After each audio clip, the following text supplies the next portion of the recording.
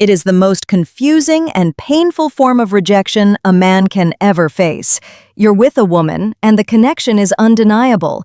It's not just physical attraction, it's a deep, soul-level resonance. She looks at you in a way that makes you feel like you're the only man in the world.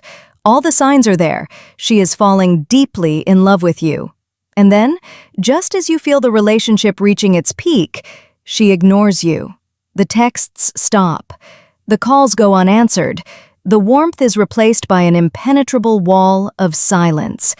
Your mind cannot reconcile these two realities. How can someone who clearly feels so much act as if they feel nothing at all? You are left feeling betrayed, foolish, and completely heartbroken. You think to yourself, it was all a lie. But what if it wasn't? What if I told you that her silence wasn't a rejection of her love, but a terrifying subconscious reaction to it? What if her distance is the ultimate, paradoxical proof of just how deeply you've impacted her soul? Today, we are exploring one of the most profound psychological paradoxes in dating. This isn't about games. This is about the anatomy of female fear, vulnerability, and the unconscious tests that precede true commitment. To understand this, you must first understand a fundamental truth. For many women, particularly those who have been hurt before, the feeling of falling deeply in love is perceived by the subconscious mind not just as a pleasure, but as a threat. Love requires a complete surrender of emotional control. It is the ultimate act of vulnerability. It's like handing someone the pin to a grenade you're holding against your own chest and trusting them not to pull it. When the feelings become too intense, too quickly, it can trigger a psychological overload circuit. Her ancient survival instincts, designed to protect her from catastrophic heartbreak, go into red alert. The brain screams, "Warning! Extreme vulnerability detected. Initiate protective protocols." Her ignoring you is that protocol in action. It's a desperate, subconscious attempt to regain control, to slow things down, and to protect herself from a level of potential pain that is directly proportional to the level of her love. This overload happens for three primary reasons. The first and most primal reason is what I call the fortress protocol. To understand this, you have to visualize her heart not just as a heart, but as a fortress she has spent her entire life building. Every past hurt, every betrayal, every disappointment has added another stone to its walls. The guards are always on high alert, and the memory of past sieges is long. Your connection with her wasn't a polite knock at the gate, it was a seismic event. It was a cannonball that blasted a hole right through the main wall, bypassing all her defenses. And while one part of her, the hopeful, loving part, is running out to greet you with open arms, another, much older part, the fortress guard, the protector of her soul, is sounding every alarm bell. The psychology in depth. This is more than just being scared. It's what psychologists sometimes refer to as a vulnerability hangover. The intoxication of the deep connection is followed by the nauseating fear of the morning after. Her internal monologue becomes a full-blown war. One voice, the voice of her heart, whispers, "This is it. This is real. Let go. Surrender." But the other voice, the voice of her scars, screams back, "It's a trap. This feels exactly like the last time, and you know how that ended. He will see your flaws, your fears, your chaos, and he will leave. He will betray you. Pull back now before the damage is irreversible. Retreat." This is not a logical, calculated process. It is a visceral, emotional, fight-or-flight reaction rooted in trauma and the primal instinct to survive. So, she retreats. She ignores you to create distance, to see if she can still live without you, to prove to her panicked inner guard that she is still in control and can slam the gates shut if she needs to. Her silence is her running back inside the fortress to see if it's safe to come out. The low-value man's mistake. He panics. He sees her retreat as a direct rejection of him, so he desperately tries to storm the castle. He bombards her with texts. "What did I do wrong? I promise I'll never hurt you." He tries to fight a war for her that she must fight for herself. In doing so, he becomes another cannonball, another source of pressure, confirming her deepest fear that this connection is in fact overwhelming and dangerous. The high-value response. You recognize the battle is hers, not yours. You do not try to storm her walls. You give her the ultimate sign of your strength and respect. You give her space. You set up camp a respectful distance from the fortress, build your own fire, and wait. Your calm, stable presence from a distance is the only thing that will convince her guards that you are not an invader, but a potential king who is safe to let inside. The second reason is one of the most critical and often unconscious tests a man will ever face, the king's test. As her love for you deepens, so does her need for security. Before a woman fully surrenders her heart and her loyalty, her ancient biological programming needs to run one final, brutal stress test on your masculine frame. She needs to know, in her bones, that you are a worthy king, a man who is strong enough to handle the full power of her feminine emotional world. The psychology in depth. She is on the verge of handing you her entire emotional universe, her fears, her dreams, her chaos, her light. Is your frame, your sense of self, strong enough to hold all of that without crumbling? How does she test this? She becomes the storm.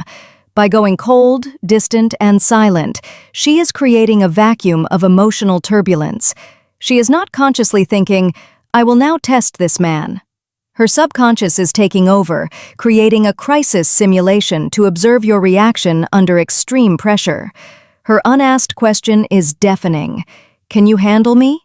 Not just the happy, fun, easy-to-love me, but the scared, distant, complicated me. Are you strong enough to hold space for my fears without making them about your insecurities? This test often happens immediately following a peak moment of intimacy, after you first sleep together, after she reveals a deep secret, or after a perfect date where she felt completely seen. The emotional high is immediately followed by the subconscious test. The low-value man's mistake. He takes the bait. He makes her storm all about him. He panics and fails the test spectacularly. He double texts, "Are we okay? What did I do wrong?" He gets angry and sends a passive-aggressive message. He reveals his own emotional instability. He shows her that his entire sense of self, his kingdom, is built on the unstable ground of her approval. In that moment, he gives her the answer she was dreading. "No, I cannot handle your heart. My own ego is too fragile." The high-value response. You understand the test. You see her storm gathering on the horizon, and you do not flinch. You are the king in your castle, and your walls are strong. You give her the space she needs, and you double down on your own purpose. You go to the gym. You crush it at work. Your confident inaction sends the loudest possible message. My kingdom stands strong, with or without your presence today. The foundations are solid. When your storm passes, you will find me here, unmoved, but I would be honored for you to be my queen. The third reason is the most practical and logical, yet it can feel just as personal and painful. It's what I call the integration void. Falling in love, for a woman who has a full and independent life she has built for herself, is a logistical and emotional earthquake. Her world, which was a well-organized universe of me, her career, her friends, her goals, her routines, is about to be profoundly re-architected by the gravitational pull of us. This requires a massive mental and emotional reorganization, the psychology in depth. Think of her life as a house she has carefully designed and decorated. Now, she's seriously considering letting someone else move in permanently. Before she does, she needs to walk through every single room alone and figure out what that means. Where do you fit? How does your presence in the living room of her life affect the office of her career? How does it change the dynamic in the rooms she has reserved for her family and oldest friends? How do her long-term blueprints for the future align with yours?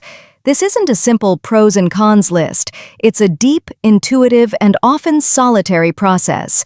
To do this, she needs to disconnect from the intoxicating, often blinding energy of your direct interaction. She needs to step away from the painting to see the whole picture clearly. Her ignoring you is her turning inward to consult her own heart and her own mind without your influence.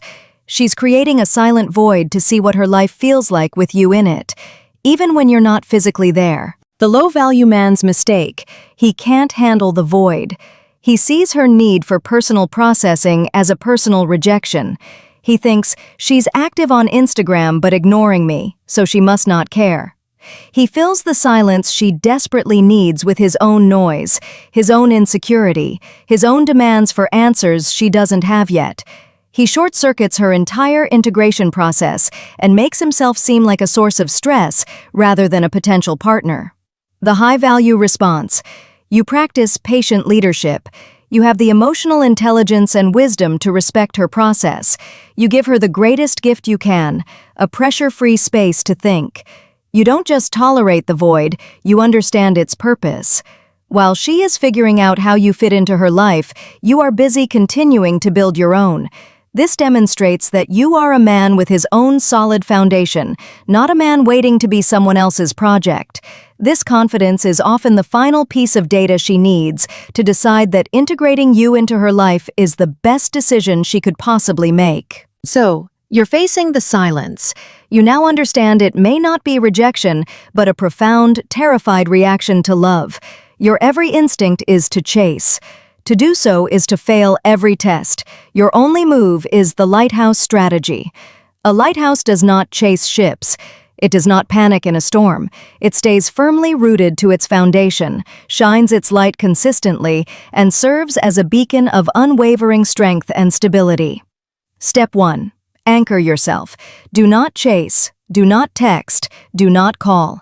You must give her the space she is subconsciously screaming for. Your silence will be the loudest, most confident message you can send. Step 2. Shine your light.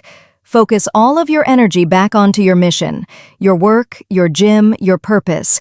Your life is the source of your light. Post on social media not to get her attention, but because you are genuinely living a life of value. Step 3. Be the harbor. When she has navigated her inner storm and is ready to return, and if the love is real, she will, your response must be warm, calm, and without pressure. No interrogations, just a simple, "Hey, it's good to hear from you." You are the safe harbor, not another storm. So, if she truly loves you, she will ignore you. We can now understand this sentence. It doesn't mean love is a game. It means that a love that is deep and real will trigger her deepest fears, and she may pull away to see if you are the man who is strong enough to handle it. Her silence is a cry for your stability. It is the ultimate test of your masculine core. It is her soul asking, "Are you the man who can handle the full force of my heart without breaking?" By becoming the lighthouse, you give her the only answer that matters. You prove with your actions that you are not a boy who needs her, but the king she can trust with her everything. And that is the foundation upon which true, lasting love is built. Now, I want to hear your story. Have you ever experienced this paradox? A powerful connection followed by a sudden withdrawal? Share your experience in the comments. You'll find you are not alone. If this video shed light on a confusing situation for you, do me a favor and smash that like button, subscribe for more deep dive psychology, and hit that notification bell. Be the lighthouse. I'll see you in the next one.